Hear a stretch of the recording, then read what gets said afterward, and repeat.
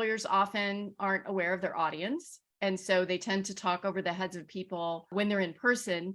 And virtually, it's a lot easier to lose your audience. So if you're not concise, if you're not focused, if you don't have energy, if you're not making eye contact, all of those things make it much easier for you to lose the attention and really lose the ability to connect virtually. Welcome to Spill the Ink, a podcast by Reputation Inc., where we feature experts in growth and brand visibility for law firms and architecture, engineering, and construction firms. Now, let's get started with the show. Hi, everyone. I'm Michelle Calco-King. I'm your host, and I'm also the principal and president of Reputation Inc. We're a public relations and content marketing agency for law firms and other professional services firms. To learn more, go to rep-inc, that's inc with a K.com.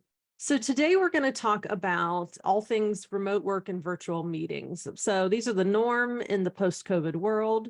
And although there've been some bumps along the way from learning how to, unmute and mastering screen sharing, overall, it's allowed us to connect better regardless of our physical proximity. But in this new world, it's really vital for lawyers and their firms to be able to connect with clients and their peers in a virtual setting. Doing so effectively requires a different set of skills compared to in-person communication, which is why this topic is so relevant today. And we've got the expert in the legal industry on this topic to discuss this. So we're talking to Marsha Redmon. She's going to discuss best practices for navigating virtual communication in the legal industry. For 20 years, she's helped lawyers and other professionals improve their presentation skills. She's a former practicing attorney and also an award-winning television journalist. So she's uniquely positioned to talk about this. So welcome to the show. Thanks so much. I'm excited to be here. I'm actually joining you from spring break in Fort Lauderdale. This is not my usual setup, but it'll do. Yeah, well, actually, I'm going to get into that later because I want to talk about sort of what are those things you've got to do when you're not in your usual setup. So that kind of lends perfectly to that. So let's talk in general. Let's set the stage. What challenges the whole world has had to really learn pretty fast how to operate in this kind of remote world and communicate over Zoom and Teams. But what about lawyers in particular? Are there some unique challenges that you think lawyers have faced? I think so. And the main reason is that lawyers often aren't aware of their audience. And so they tend to talk over the heads of people when they're in person. And virtually, it's a lot easier to lose your audience. So if you're not concise, if you're not focused, if you don't have energy, if you're not making eye contact, all of those things make it much easier for you to lose the attention and really lose the ability to connect virtually. Yeah. Do you see generational differences too? I was just having a conversation yesterday, especially in the law where older attorneys don't retire along the normal timeline that a lot of other industries do. Are you seeing real generational differences with this? I think so. For some folks, the technology itself is challenging. The need to really remake how you communicate. And I think folks at either end of the generations may not believe that this is our world and that it's worth it and absolutely required to learn how to connect and communicate effectively as a lawyer over a camera, whether it's virtual or hybrid. We have to learn these skills. And I think there's a lot of resistance. A lot of folks still haven't realized that in the most important communication situations like pitching, CLEs for your clients, this is never going to go away because it's just too convenient. Yeah, it really is. It's too convenient. I agree. It's not going to, and it's going to morph, and we're going to see changes, but this kind of communication is going to continue. Absolutely. So tell me about the workshops that you put on. What are some of the different things you're teaching in those workshops? Sure. So my as you mentioned, I've had this business coming up on 24 years next month. And I started out doing media training, so teaching lawyers how to talk to the press, whether it's broadcast or print. But very quickly, I expanded it to include all communication skills that impact lawyers. So all the ranging from presentation skills to pitching to how to talk about your practice. So both the core communication skills as well as thought leadership specific communication skills. And of course, as you mentioned, once the pandemic started, it was 100% about virtual communication. Now that the pandemic is over, I am spending a lot of time teaching hybrid communication. So talking about how to connect when you have people in the room as well as people who are virtual. And fascinating. yes. And the sad thing is that hybrid is harder than virtual because yeah, we're dealing with two audiences at once. And if you're the speaker, if you're the speaker and you happen to be in a room with people, we tend to forget about the people who are joining virtually. And so it's offensive and we miss out on, some large portion of our audience. Yeah, interesting. Yeah, I just heard about a new a thing called an owl. Have you heard of this? That you can put into a room and it sort of follows whoever the speaker is. I think it's like I haven't bought one yet. I've just kind of looked at it, but it'll follow the speaker for that particular reason. That people who are hybrid, who are remote, but everyone else is in person, are really left behind in those conversations. So it's challenging. It's challenging. Law firms, a lot of law firms use different platforms. And so it's hard, or they change platforms. I do a lot of work at a very large government agency that has a lot of lawyers and accountants, and they have traditionally used the one we all hate. That one. Teams. And now they've added a second one. So all of those people are not having to master both. Right. Yeah. Well, we become creatures of habits with our tech platforms. Once we're comfortable with one, it's hard to switch over to another. That's fascinating. What are some other, so I'd like to hear more about that hybrid training. What are some other things you are training your clients to do in those hybrid situations? Yes. So the challenges with hybrid, the first one is tech. So figuring out, so it sounds like this owl thing is probably a voice activated camera.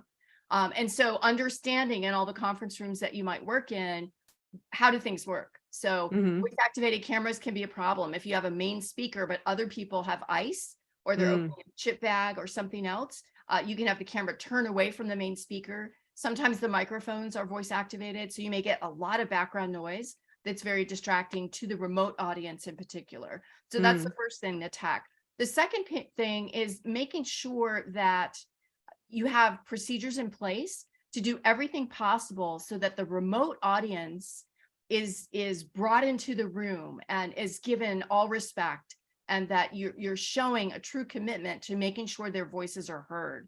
So my best piece of advice around that is to have a person in the room, in the in-person room, whose job it is to be the voice of the remote attendees, so that they're monitoring the chat, they're getting questions, and they're literally speaking up and saying, we have 2 questions from the Chicago office. First question is this, second question is that, so that we have that handled. Another thing I would recommend, if you have a panel or several speakers, make sure some of the speakers are remote, because that brings a kind of parity, so that we're showing it's not only, the people in person aren't the important people, but we're spreading the attention. Yeah, interesting. So let's talk about just, where you're in your office, you're doing a Zoom or a Teams meeting. What are some basics that you see a lot of lawyers get wrong? Yes. So now that we're back in our office, we're starting all over. Most of us by now have figured out, how can I show up well as a talking head, right? So talking head video means this. I have a little bit of head, I'm in the middle. You can read my expression. I come across as a professional. And so most of us have figured that out at home. Now that we're back in the office, almost without exception, everyone is backlit. So whatever blinds they have behind them, typically, they're facing the door and the windows behind them. And so their audience can't read their expression because there's so much light behind them. So we all need to, spin away from the light, or get a better blind or drape or something. Right. Because the bottom line is we judge each other over the camera the same way that we would if we were in person. And so our audience needs to be able to read our expression. So for me, I'm a little dark today because I'm doing this from a hotel room, and the beach is out there. There's a lot of sun coming in on the side. So Yeah. ideally, I would look more like you. I would have Yeah. nice light on my face. I would have color in my Yeah. face. But we need to work all that out in the office because we don't have credibility with our audience if they can't read our expression, if they can't see Mm. our eyes. And Mm-hmm. so we've got to work these things out. On the Yeah. flip side, if we do it well, then the audience, even if we're communicating 1 to 100, every Mm-hmm. person on the other end feels like we're having a one-on-one conversation Yeah. because we're showing up like a talking head, which also brings with it a lot of perception of expertise, a perception of knowledge, because we've Mm-hmm. spent all of our lives seeing experts and heads of state looking like this, right? And Right. talking head video. So Mm-hmm. we can borrow that credibility if we go ahead and work out the lighting, the framing, those things. Yeah. Interesting. So lighting, how you position your face in front of the camera. What about backgrounds or well, let's talk backgrounds. What are your suggestions there? Sure. So my goal with the background is to have it be not distracting. And Mm-hmm. so here Mine's try to probably a little distracting. Yeah. well, the good thing is you have fun stuff in the back, which is Yeah. showing expertise, because I'm sure those framed things are awards and things like Right. that. I can tell Yes. that Yeah. from a distance, Uh-huh. and lawyers resonate with that. Mm-hmm. But the good news is you have a lot of distance between your back and the things behind you. Mm. So Oh, they okay. don't distract me. I mean, I don't have the urge to lean in and try to read what they say Right. Okay. because you have enough distance. Okay. Yeah. Interesting. Yeah. So What that ab- works. Go ahead. I was just going to say that the goal is to not be distracting. And so here Yeah. I have a couple of things, nothing really worth watching, but a Mm-hmm. little bit of color, which is helpful. And so, if you have a lot of stuff going on behind you, you just want to try to get some distance. If you happen to be on Zoom, you can always do blur my background, and Yeah. that's very effective. I personally do not like virtual backgrounds. I was going to ask. That was my next question. Okay. Yeah, they Yeah. tend not to work that well. And so, Mm. as the lawyer leans slightly here and there, Mm-hmm. some big, headrest on their chair suddenly looms over them, or Mm-hmm. their ear disappears. If you have hair, I saw a woman once do a pitch with a bun on the top of her head. And as she slightly moved forward and back, the bun would Right. disappear and reappear. And it Yeah. was super distracting and not at all professional. So you would, if they have some worries about what's in background, you would recommend just doing the blur versus choosing a background. Okay. Yes. Yeah. Yes. Unless they've tested it and it works really well. The thing about the virtual backgrounds is you really need to light your wall, and who has time for that? Right. So it's better to just, Yeah. blur. Uh-huh. Interesting. What about technology? So obviously I podcast, so I've got my fancy microphone, I've got a really nice camera and some are there some basics that you recommend everyone have right now, or are there things we can do without having to get a whole new setup? I think it's good to have a decent camera. The Mm-hmm. camera can really make a difference. That's why I'm so white today. This is the camera I just keep in my bag all the time. Okay. Yeah. So the camera can really make a difference. If you're in a situation in your office or your home, wherever you do a lot of getting on Zoom or some other platform, it's good to handle background noise. If there can be a lot of noise. If you're in a big city and you hear a lot of ambulances and things that are loud, I would suggest using a noise canceling headset. So Mm-hmm. one that covers both of your ears, and Mm-hmm. you have the noise canceling microphone, because Mm-hmm. that will keep your audience from being distracted by the noise in your environment. And for you as a speaker, as a communicator, having both of your ears covered means you don't get distracted by the noise in your environment.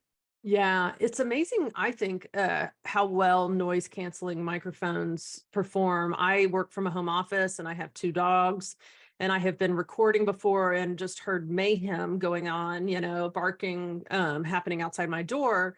And I've learned that really it doesn't translate over the microphone. I used to stop recording and go back and listen, and they actually do a really effective job. So, and once you kind of learn that, you kind of calm down a little bit more about, outside noises and that kind of thing. So, Yes, yeah. absolutely. So for the last, 3 years during the pandemic, I did all of my workshops virtually Uh-huh. until the last 6 months. And so the yard guys would come and they'd be 6 feet outside my window, and I'd be doing a workshop for 150 people, and no one heard a thing. And I kept talking, which is important. Yeah.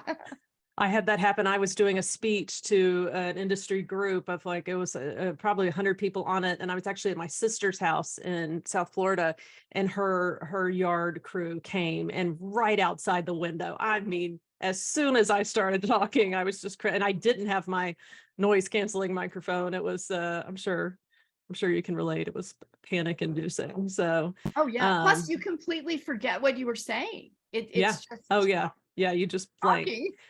What about eye contact? I saw you wrote about some of that on your website. How do you make eye contact in a virtual setting? Yes, and that's the most important thing. Because if you're looking down here at your notes, or you're looking down here at the video of the people you're talking to, it seems as though you can't meet the eye of your audience, or you don't respect them, or you just don't know what you're doing. And so the bottom line is you have to look at the camera. And so I like to do a couple of things to help you cheat and make it easier. And so what I do is I'll take the Zoom window or the Teams window, and I'll squeeze it up so it's smaller, and I'll push it right under the webcam.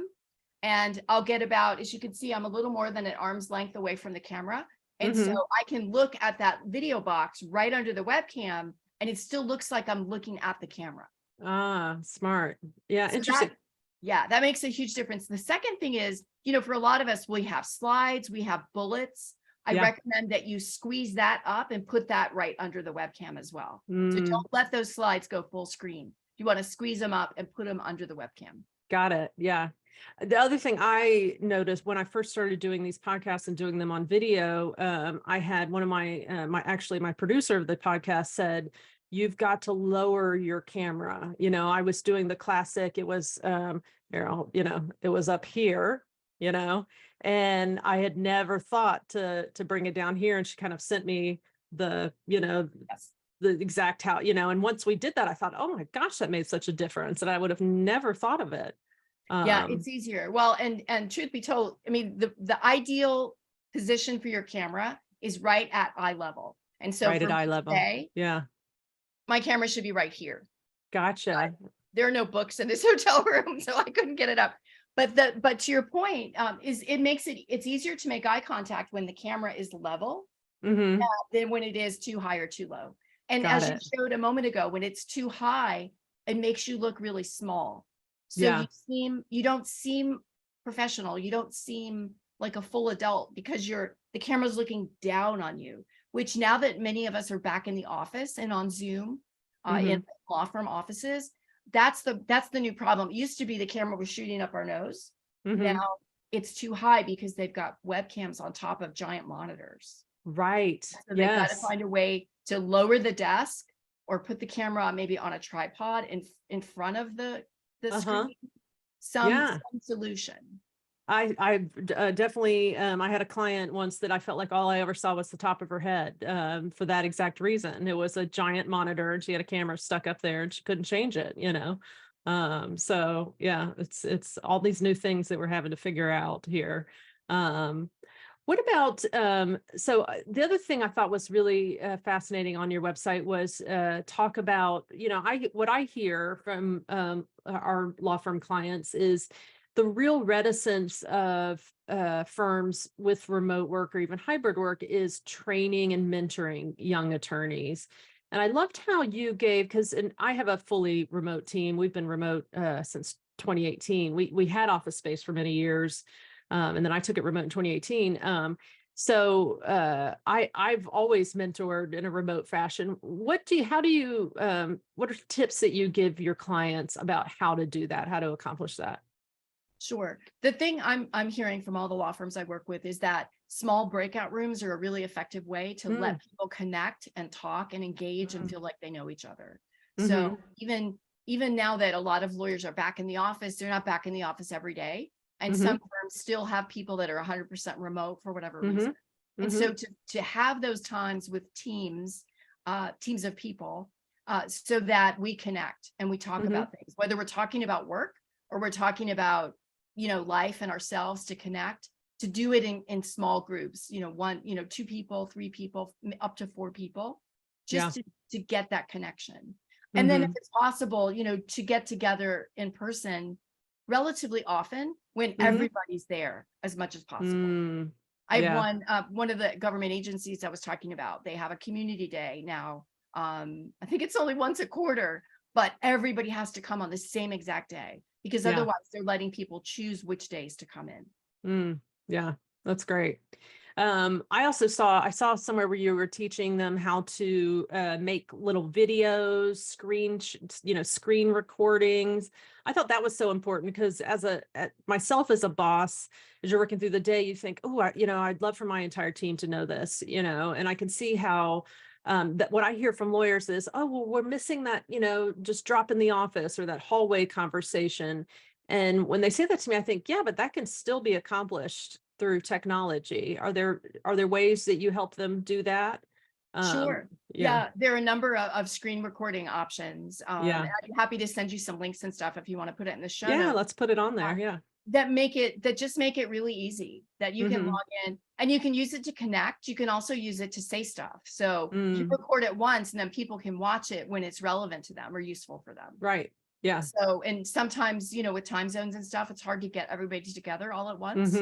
And with the benefit of screen sharing is they can see your face in a little bubble, but then you can show them stuff on the computer. So you can walk through and say, hey, looking at this document or looking at this new piece of tech we want you to use, or let me walk you through some changes to the website or whatever it happens to be. You can make a little screen share video and they can see things as well as you.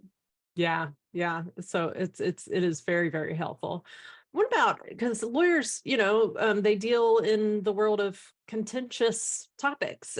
What about difficult conversations over, Zoom or Teams?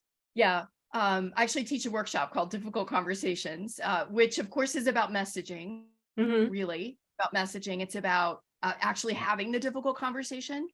The thing I know is that it's easiest to connect and read each other if the camera's on, so that we can see each other and we can hear each other. A lot of our judgment of tone and emotion comes from the voice, but it also helps to see people. And so it varies from person to person, but certainly if you're delivering bad news, we always used to say, if you're delivering bad news or having a hard conversation, you want to do it in person.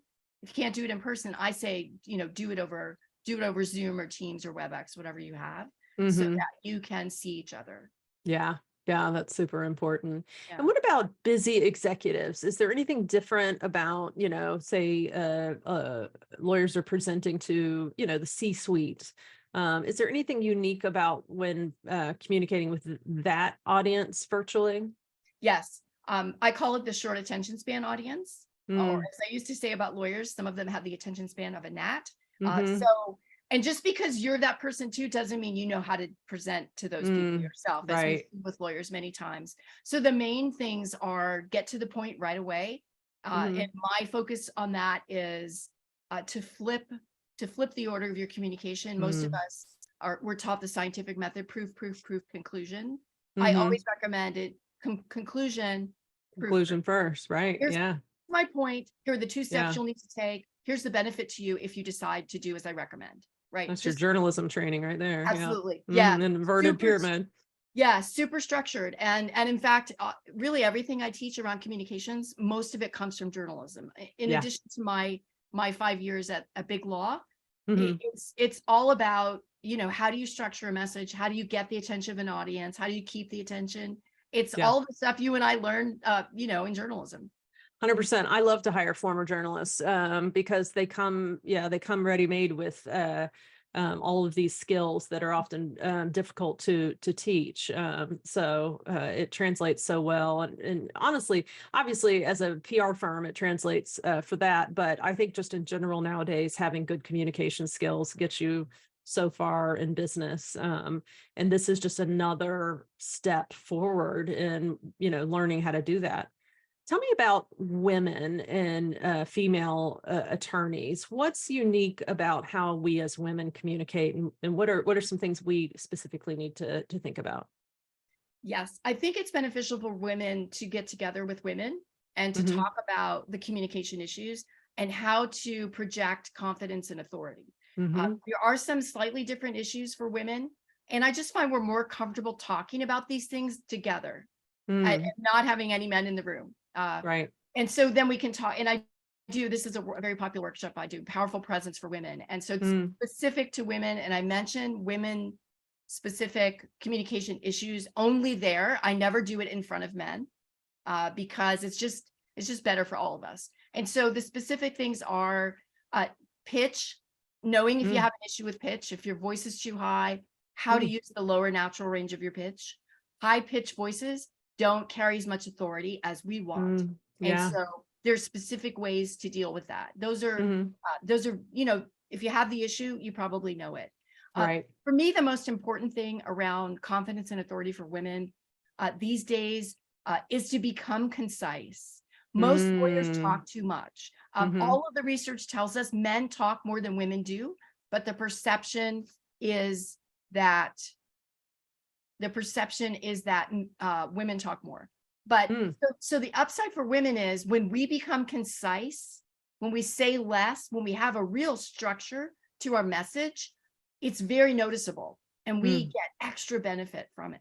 And so my number one thing I always teach to women are my messaging structures and the templates that I use so that they get right to the point. Their sentences are shorter, their communication is direct, and that bumps up the perception of authority and expertise, and it keeps attention, which is hard to do now for all of us. And then the other elements, of course, are around things we do with our voice. So not using phrases that take away our power, not saying a lot of likes and ums, but the most important thing, and men and women do this equally, is saying things like kind of and sort of. It's deadly. We have to get rid of that because we're basically saying, don't believe me. I don't really mean it. Yeah, it's the worst whenever you listen to a recording of yourself and realize you've got an issue with some of that. My issue is saying the words, and I'll listen to a record and just cringe every time I hear it. And it is very difficult to work it out of your communication style, So yeah, I say again, blah, blah, blah. Again. Yeah, exactly. Yeah, it's so difficult. Well, this is all fascinating. It's very relevant for nearly everyone working today. So I really appreciate you taking the time to do this, especially while you're on vacation. So Marsha, we've been talking to Marsha Redmon of Marsha Redmon Communications. If people want to learn more, where should they go? Sure. Well, it's really easy. It's my name, Marsha, MARSHA.com is my website. If you happen to be interested in a nice little checklist, you can go to presencetips.com. Oh, great. And it'll be in the show notes. Yeah, fantastic. All right. Thank you so much. It's my pleasure. Thank you. Thanks for listening to Spill the Ink, a podcast by Reputation Inc. We'll see you again next time, and be sure to click subscribe to get future episodes.